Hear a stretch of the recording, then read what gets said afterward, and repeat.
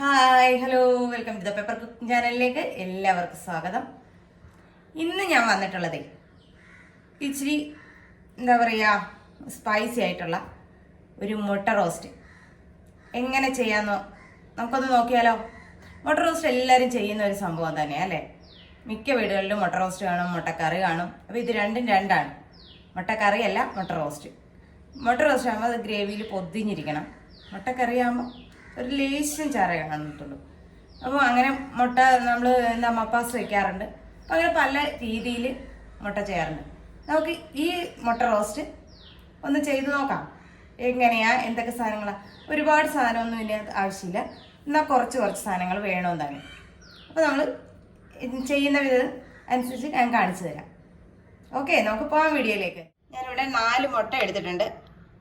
അതിലേക്ക് നമുക്കൊരല്പം വിനീഗർ, അതായത് ഈ മുട്ടയിൽ എവിടെയെങ്കിലും ഒരു ചെറിയ പൊട്ടലോ എന്തെങ്കിലും ഉണ്ടെങ്കിൽ അത് ഒലിച്ച് പുറത്തോട്ട് വരാതിരിക്കാൻ വേണ്ടിയിട്ടാണ് നമ്മൾ വിനീഗർ ചേർത്ത് കൊടുക്കുന്നത്. ഇനി നമുക്കിത് അടുപ്പേ വെച്ച് നന്നായിട്ട് വേവിച്ചെടുക്കണം. ഇത് വെന്ത് വരുന്ന സമയം കൊണ്ട് നമുക്ക് കുറച്ച് സാധനങ്ങൾ ഒന്ന് അരിഞ്ഞെടുക്കാനും ചതച്ചെടുക്കാനും ഒക്കെ ഉണ്ട്. നമുക്ക് ഇതിലേക്ക് വേണ്ടുന്നത് ഒരു 3 സവോള, 2 തക്കാളിക്ക, ഒരു 3 പച്ചമുളക്, ഒരു ചെറിയ പീസ് ഇഞ്ചി, ഒരു 2 അല്ലി വെളുത്തുള്ളി, ഇച്ചിരി കറിവേപ്പില. ഇതാണ് നമുക്ക് ഇതിന് ചേർക്കുന്ന ആവശ്യം വേണ്ട സാധനങ്ങൾ. അതിൽ ഇഞ്ചിയും വെളുത്തുള്ളിയും നമുക്ക് ഒന്ന് ചതച്ചെടുക്കണം. അതുപോലെ തന്നെ നമുക്ക് സവോളയും തക്കാളിയും പച്ചമുളകും ഒക്കെ ഒന്ന് അരിഞ്ഞെടുക്കണം. വളരെ കനം കുറച്ച് നമുക്കൊന്ന് അരിഞ്ഞെടുക്കാം. അപ്പം ഇതെല്ലാം ഞാനൊന്ന് ചെയ്തുകൊണ്ട് വരട്ടെ കേട്ടോ. മുട്ടയെല്ലാം നന്നായിട്ട് വെന്തിട്ടുണ്ട്. നമുക്ക് ഇനി തണുത്ത വെള്ളത്തിലേക്ക് ഈ മുട്ട മാറ്റിയിടാം. നമ്മുടെ ചീനച്ചട്ടി അടുപ്പയിലോട്ട് വെച്ചിട്ടുണ്ട്. ഇനി അതിലേക്ക് നമുക്കൊരല്പം വെളിച്ചെണ്ണ ഒഴിച്ചു കൊടുക്കാം. ഇതെല്ലാം ഒന്ന് വഴറ്റിയെടുക്കേണ്ടതാണ്. അതിനനുസരിച്ച് വെളിച്ചെണ്ണ, ഒരു 2 ടേബിൾ സ്പൂൺ വെളിച്ചെണ്ണ.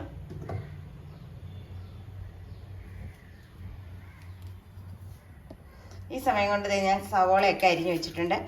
അതോടൊപ്പം തന്നെ ഇവിടെ തക്കാളിക്കയും പച്ചമുളകും ഇഞ്ചിയും വെളുത്തുള്ളിയും എല്ലാം ചതച്ചെടുത്തിട്ടുണ്ട്. ഇവിടെ എണ്ണ ചൂടായി വന്നിട്ടുണ്ട്. ഇതിലേക്ക് 1 ടീസ്പൂൺ കടുക് ഇട്ട് കൊടുക്കാം. കടുക് പൊട്ടി വന്നിട്ടുണ്ട്. ഇതിലേക്ക് ചതച്ച് വെച്ചിരിക്കുന്ന വെളുത്തുള്ളി ചേർത്ത് കൊടുക്കാം. അതോടൊപ്പം തന്നെ ഇഞ്ചി.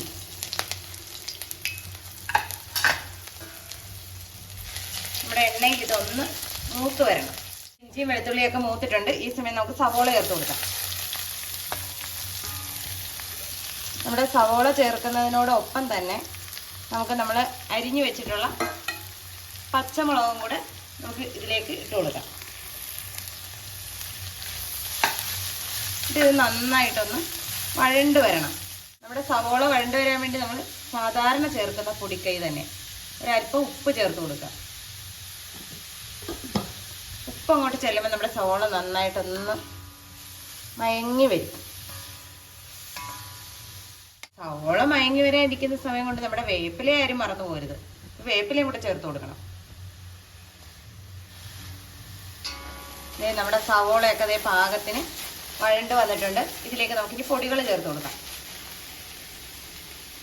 ഒരു 1/2 ടീസ്പൂൺ മഞ്ഞൾപ്പൊടി, 1 ടേബിൾ സ്പൂൺ കാശ്മീരി മുളക് പൊടി,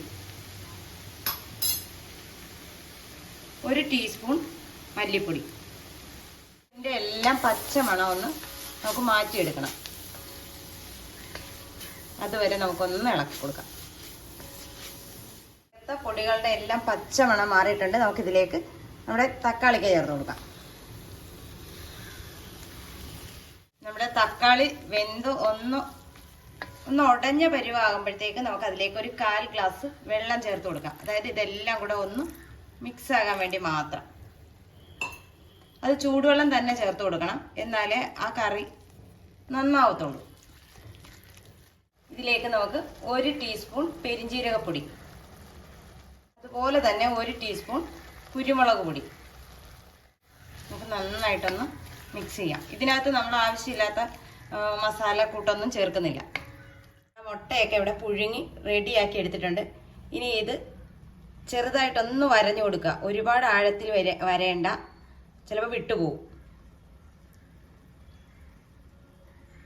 ഇതിനകത്ത് മസാല പിടിക്കത്തക്ക രീതിയിൽ മാത്രം ഒന്ന് വരഞ്ഞു കൊടുക്കുക.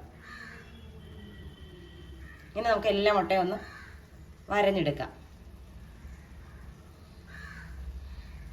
ഉള്ളിലേക്ക് മസാല പിടിക്കാൻ വേണ്ടി മാത്രമാണ് ഇങ്ങനെ ചെയ്യുന്നത്, അല്ലാതെ വേറൊന്നിനും അല്ല. നമ്മുടെ മുട്ട റോസ്റ്റിൻ്റെ ഗ്രേവിയൊക്കെ ഇവിടെ റെഡി ആയിട്ടുണ്ട്. നമുക്കിതിലേക്ക് നമ്മുടെ മുട്ട ഇറക്കിയിട്ട് കൊടുക്കാം.